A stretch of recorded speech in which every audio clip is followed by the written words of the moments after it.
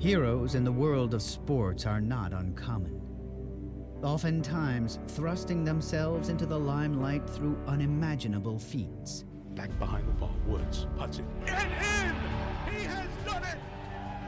Tiger is back! Tiger is back on top! Tiger Woods, the 2019 Masters champion! And breathtaking performances. Here's how you count to 8, 3, 2, 1. And for the 8th time, college basketball's national championship trophy is coming home to Kentucky. But behind every great hero, there are others. Individuals who play a crucial role in the achievements of those we read about in the headlines. The ultimate team players, content to stand behind the curtain, embracing their place as a vital part of a sport's success. In horse racing, these are the unsung heroes.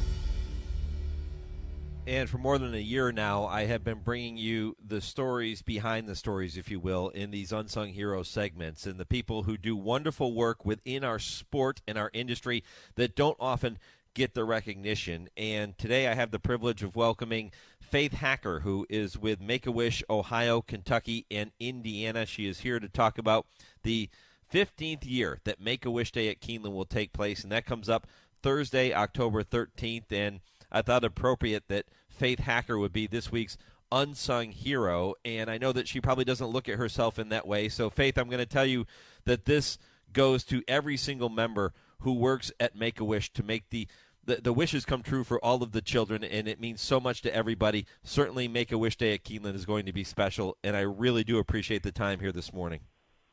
Well, thank you so much for having me, Mike. Yeah, fired up for this. You know, the late John Greeley was a personal friend of mine. I got to know John when he was running Wintergreen Stallion Station, and we spent a lot of time together. We shared many a dinner together, and John was responsible for starting Make-A-Wish Day at Keeneland, and I remember how much it meant to him. And now Jamie Hill, who was a good friend of John's, and several other people, including yourself, are carrying on that tradition, and it's going to be special on October 13th. Yes, it's going to be a very special day. So, you know, just as you mentioned, this is our 15th anniversary. And so this year, for the first time, we're actually bringing back some of those kids that John has helped over the last 15 years. One of the things many of your listeners may not know is that Make-A-Wish is not a last wish organization. So 80% of the kids that actually receive a wish go on to thrive and survive. And we're really excited not only to have the 10, what we call Keeneland kids for, you know, this year, but we're bringing back 15 of the previous kids that Make-A-Wish Day at Keeneland has helped to grant their wishes and make a memory in the lives of not just them, but their families and the community as a whole. Yeah, it should be very, very special, and I know the entire team at Keeneland is very excited about this. You know, since it began, Make-A-Wish Day at Keeneland has raised $1.1 million for Make-A-Wish in Ohio, Kentucky, and Indiana, and that's enough to make, I love this, 130 wishes come true, Faith. How cool is that?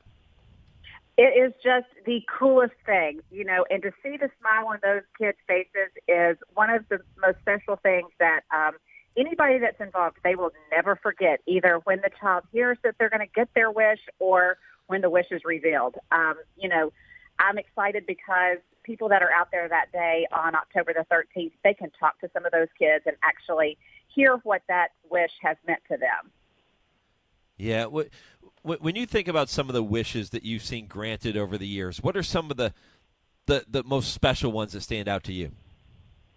Well, you know, I think each and every one of them are special. I'm gonna share a wish that's kind of related to the horse industry, and I know that a lot of people have heard about it. But when I came to Make-A-Wish about 5 years ago, one of the first kids I met was Wish Kid Cody, and he wished to go see Mark Sona, who is a professional fisherman, because he liked to watch fishing on TV with his dad. And Cody had recently gotten a device that will communicate for him because he's nonverbal. And his parents found out that he had known everything that they were saying over the years. And so they formed a really special bond with this professional fisherman. But part of what the kids do that get to come to Keeneland for Make-A-Wish Day at Keeneland is that they get paired with a horse farm, and they get to actually go and have a behind-the-scenes tour of a horse farm. Cody was paired with Godolphin Farm, and one of the really active colts came over during their visit and put its head in Cody's lap. Fast forward 2 years to when they actually name a thoroughbred, and it was during COVID. Cody's mom had called, and she had shared that Cody had been really depressed, because his life, while all of our worlds were changed, kids' lives for these Make-A-Wish kids, it really was different. They didn't get to have their therapist. They didn't get to have those interactions that they normally have. And so Cody was really depressed, and Godolphin invited them out to the farm, and they actually shared that they named that rambunctious colt Cody's Wish. And super cool. Cody, they talk to him, I think, before every race, and his mom will say the one thing that energizes him is to do something for Make-A-Wish. And Cody's Wish is actually running in Breeders' Cup. I talked to his mom this week, and she's like, Cody is just so excited, and I think that just really highlights the importance of not just a wish on a child, but a family and the community overall. I mean, the community that's been impacted by that is really unbelievable. Yeah, it is such a great story. And Faith Hacker is my unsung hero this week. She is with Make-A-Wish, Ohio, Kentucky, and Indiana. You'll want to make plans if you are local or you're planning to be in Lexington on Thursday, October 13th to attend the 15th annual Make-A-Wish Day at Keeneland. Faith, how many children do you expect to be there for this year's event? So we will have 11 kids for this year, and then we will have 15 extra. So we'll have about 25, 26 kids there this year for Make-A-Wish Day at Keeneland. Wow.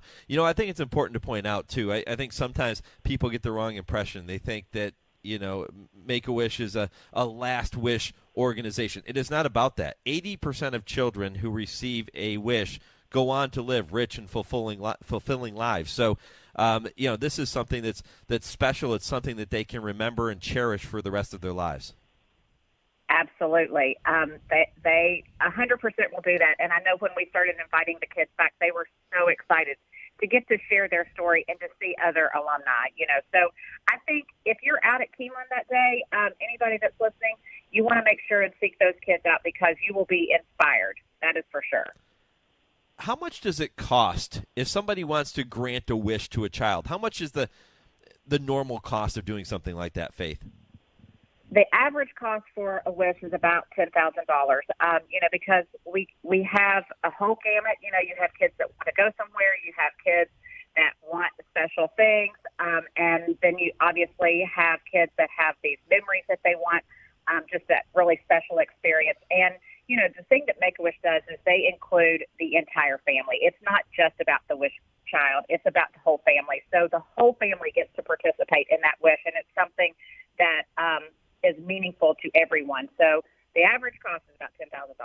Yeah, it should be just a fantastic day. And I know it means so much to so many people and so many families, but it means a lot to you and to the team at Keeneland as well. So, boy, I think about this conversation we're having now, and I think back on John Greeley and the conversations I had with him when he started this Make-A-Wish Day. I want to say that I went out there with him for that first one, or maybe it was the second one. Maybe it was the second year that he was doing it. And to watch him in action and see the joy that it put on his face and on the faces of the family was really pretty special. I'll never forget it. I think you're going to talk to Shannon, John's sister, at some point. I know that the family is really excited about being part of continuing John's legacy. And Shannon will say that was John's favorite day of the year was Make-A-Wish Day at Keeneland. I mean, he just was in his element. He loved bringing the kids into the paddock and talking to them and introducing them to the jockeys and then taking them to the winner's circle for the trophy presentation. John was all smiles on Make-A-Wish Day at Keeneland, just like the kids. Yeah, and that great story about Cody's Wish, too. That'll be something we'll be talking about on our coverage of the Breeders' Cup for sure, and I know it's going to be very special for that family, and we'll hope Cody's Wish runs a big race there on Breeders' Cup Day for them.